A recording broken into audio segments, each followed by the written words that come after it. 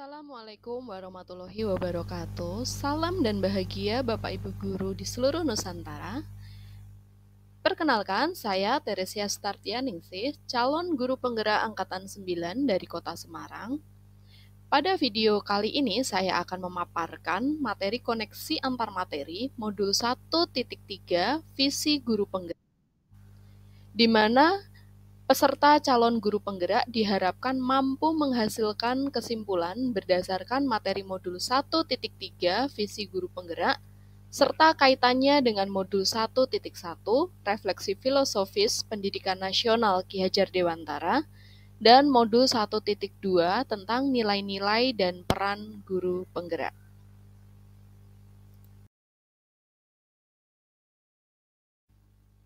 Berdasarkan model refleksi 4P, saya akan mencoba menuliskan koneksi antar materi modul 1.3 tentang visi guru penggerak ini sesuai dengan pemahaman yang saya pelajari di modul 1.1 mengenai refleksi filosofis pendidikan nasional Ki Hajar Dewantara dan juga dari modul 1.2 mengenai nilai-nilai dan peran guru penggerak serta modul 1.3 mengenai visi guru penggerak. Saya akan merefleksikannya berdasarkan runtutan 4P, peristiwa, perasaan, pembelajaran, dan rencana ke depan. Pada modul 1.1 refleksi filosofis pendidikan nasional Ki Hajar Dewantara, saya tertarik dengan definisi pendidikan menurut Ki Hajar Dewantara bahwa pendidikan adalah menuntun segala kodrat yang ada pada anak-anak, agar mereka dapat mencapai keselamatan dan kebahagiaan yang setinggi-tingginya, baik sebagai manusia maupun sebagai anggota masyarakat. Setiap anak memiliki kodrat alam dan kodrat zamannya masing-masing, sehingga seorang guru harus paham akan hal tersebut. Kodrat alam dan kodrat zaman inilah yang paling menarik bagi saya. Apalagi saat ini perkembangan teknologi informasi begitu cepat sehingga guru bukan lagi sebagai sumber ilmu. Tugas guru salah satunya adalah sebagai penuntun bagi siswanya untuk dapat menggali potensi yang ada pada dirinya. Menumbuh kembangkan bakat minat sesuai dengan kodrat alam dan juga kodrat zamannya masing-masing. Saya sebagai seorang pendidik dan juga guru kelas harus mampu memahami bahwa setiap anak mempunyai kodrat alam yang berbeda, sehingga memiliki perilaku, sifat, sikap, dan motivasi yang berbeda-beda setiap anaknya. Berdasarkan lingkungan keluarga dan lingkungan masyarakat di mana murid tersebut berada. Sebagai seorang pendidik, saya juga harus mampu menuntun siswa-siswa saya dalam memilah dan menyaring informasi yang masuk sesuai dengan fase belajar siswa. Tuntutan sebaik apapun apabila tidak mempertimbangkan kodrat alam yang sesuai, maka siswa akan sulit untuk dapat menggali bakat minat yang dimilikinya. Kemudian, setelah mempelajari modul 1.2 mengenai nilai-nilai dan peran guru penggerak, saya mendapatkan pemahaman baru lagi terkait dengan tugas saya sebagai guru kelas. Pemahaman baru pada modul 1.2 ini, salah satunya adalah pembelajaran yang berpihak pada murid. Oleh karena itu, ketika saya mengajar di kelas, saya harus lebih memahami bakat dan minat yang dimiliki oleh murid saya. Pada modul 1.3 visi guru penggerak, saya mendapatkan pemahaman serta impian bagaimana murid saya ke depan, di mana setiap murid memiliki kodrat alam dan kodrat zamannya masing-masing. Setelah mempelajari modul 1.3 visi guru penggerak, saya berusaha menerapkan pemahaman dari modul 1.1, 1.2, dan juga 1.3 dalam pembelajaran di kelas maupun di luar kelas. Dalam melakukan pembelajaran yang berpihak pada murid, saya memberikan proyek individu maupun kelompok sesuai dengan materi pembelajaran di kelas.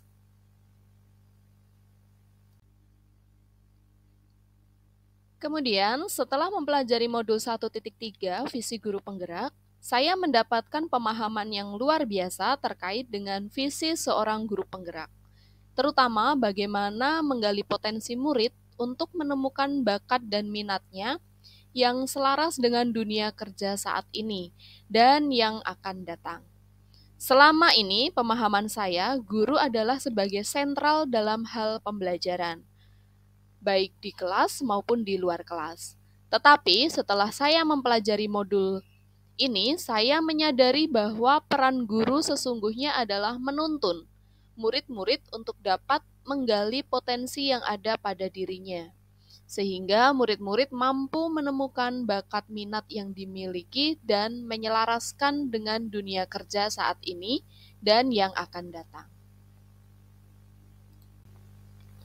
Sebelum mempelajari modul 1.3 mengenai visi guru penggerak, saya menganggap bahwa setiap murid memiliki kewajiban yang sama, yaitu mampu menguasai materi pembelajaran yang saya sampaikan di kelas, dan tidak peduli mereka suka atau tidak suka.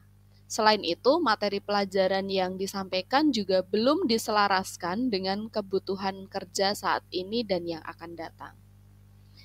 Sekarang, saya menyadari bahwa ternyata murid-murid memiliki kodrat alam dan kodrat zaman yang berbeda, sehingga diperlukan peran guru yang reflektif untuk menciptakan suasana belajar yang berpihak pada murid.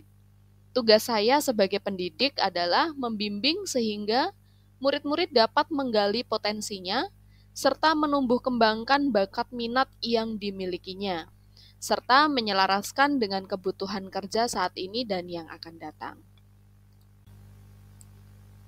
Untuk rencana saya ke depan, yang pertama adalah pengembangan diri. Saya akan mengikuti kegiatan-kegiatan yang dapat menambah wawasan dan keterampilan saya sebagai seorang pendidik yang dilaksanakan oleh pemerintah, swasta, maupun komunitas, serta belajar secara mandiri. Kemudian yang kedua adalah saya akan mengikuti kegiatan KKG sebagai wadah guru mata pelajaran dan juga guru kelas untuk sharing pengalaman serta meningkatkan kompetensi diri bersama dengan rekan-rekan guru yang lain. Yang ketiga, saya akan melakukan kolaborasi dengan guru kelas yang lain dalam rangka mengembangkan materi pembelajaran untuk dapat menggali bakat minat yang dimiliki murid. Kemudian yang keempat adalah selalu merefleksikan setiap kegiatan pembelajaran yang saya lakukan, serta mendapat umpan balik tentang pelajaran di kelas saya, baik dari teman sejawat maupun dari atasan saya. Kemudian yang kelima adalah kreatif dan inovatif. Saya akan berkreasi dan berinovasi untuk menemukan model pembelajaran yang sesuai dengan mata pelajaran yang akan saya ajarkan di kelas, sehingga siswa-siswa saya akan merasa tertarik dan tidak membosankan, sehingga materi yang saya ajarkan mampu mereka terima dengan baik. Kemudian yang keenam adalah saya akan tetap melakukan pembelajaran yang berpihak pada murid, baik di kelas maupun di luar kelas, sehingga murid-murid merasa senang dalam belajar. Untuk pertanyaan pemantik selanjutnya, apa yang Bapak Ibu pahami mengenai kaitan peran pendidik dalam mewujudkan filosofi pendidikan Ki Hajar Dewantara dan profil pelajar Pancasila pada murid-muridnya dengan paradigma inquiry apresiatif di sekolah Bapak atau Ibu? Pendekatan inquiry apresiatif berusaha fokus pada kekuatan yang dimiliki oleh setiap anggota dan menyatukannya menggunakan prinsip-prinsip utama psikologi positif dan pendidikan positif. Pendekatan ini percaya bahwa setiap orang memiliki inti positif dan dapat memberikan kontribusi pada keberhasilan. Dari ketiga modul yang sudah saya pelajari, terdapat keterkaitan yang sangat erat antara pemikiran filosofi pendidikan Ki Hajar Dewantara pada modul 1.1 dengan nilai dan peran guru penggerak pada modul 1.2, serta paradigma dan visi guru penggerak pada modul 1.3. Ketiga modul tersebut memiliki tujuan inti yang sama, yaitu keharusan dalam setiap pembelajaran yang berpihak pada siswa. dan pelaksanaan pembelajaran yang harus sesuai dengan kodrat anak, baik kodrat alam maupun kodrat zaman yang konteks sosial budaya daerah setempat. Seperti halnya dalam menyusun sebuah visi harus disesuaikan dengan adat budaya dan kebiasaan-kebiasaan daerah setempat. Di sekolah, pendekatan inquiry apresiatif dapat dimulai dengan mengidentifikasi hal baik apa yang telah ada di sekolah, mencari cara bagaimana hal tersebut dapat dipertahankan, dan memunculkan strategi untuk mewujudkan perubahan ke arah yang lebih baik. Berpijak dari hal positif itu, maka di sekolah kemudian menyelaraskan kekuatan tersebut dengan visi sekolah impian dan visi setiap warga sekolah.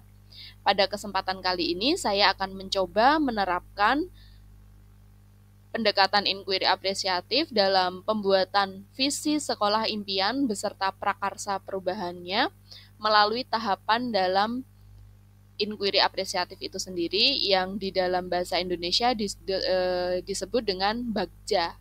Buat pertanyaan, ambil pelajaran, gali mimpi, jabarkan rencana, dan atur eksekusi.